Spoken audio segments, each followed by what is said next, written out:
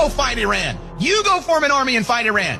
You go to Israel and fight Hamas. We are American people. It's not our problem. And you're not going to convince us otherwise. We're done. Israel has been convincing us that their issues and their enemies in the Middle East are ours since the 80s. And all it's done is cost us trillions of dollars and tens of thousands, if not hundreds of thousands, of American lives. We are done.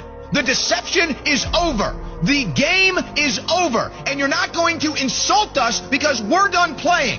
You're not going to insult us because we're done with Israel's wars and done with you controlling the right-wing geopolitical discourse. We're done, and we're not going to be insulted. You've gone too far.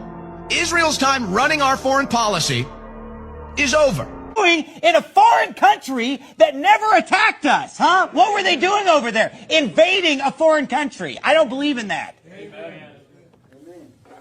You don't believe in 9/11? Who here believes the official version on 9/11? Look around. Look around the room.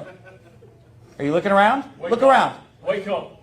Who believes the official story on 9/11? Okay, who believes 9/11 was an inside job? Yes. Look around. Now, you told us before the service that God led you here. Maybe this is what God wanted you to find out, that 9/11 was a fraud, and that our country actually has the satanic world government located in New York. It's called the United Nations. And our country is taking over the whole world for Satan and Israel. Okay, that's what's really going on.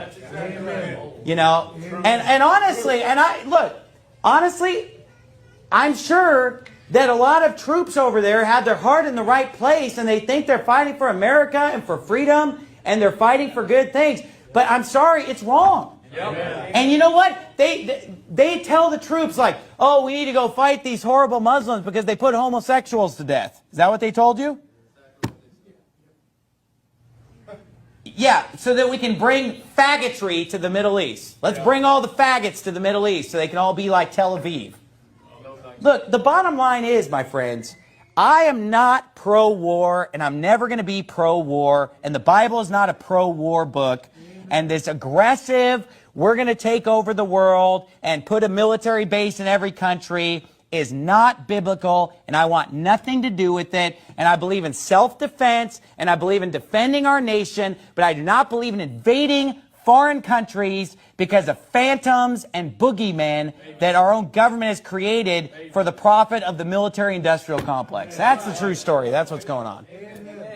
And you know what? Honestly, you know, if you want to promote a pro-war position, I mean, you know, you're in the wrong place. I mean, nobody here wants to hear it. Amen. How much influence does Israel have on our country? I think suppression of people's ability to talk about very polarizing topics like Gaza, suppression of that is a cause of anti-Semitism. Because people start thinking, like, is there some sort of grand plan to control us and keep me from being able to talk about something that clearly is in the news every day? It seems like a big issue. Yeah. Well, maybe we shouldn't have a system where, like, our political class is not allowed to criticize a foreign government, and a foreign government that's gotten us into like 7 wars. Benjamin Netanyahu is John McCain. Right. Like he's been telling us Iran has a nuke. He's been telling us they're 5 years away from a nuke since I was 7.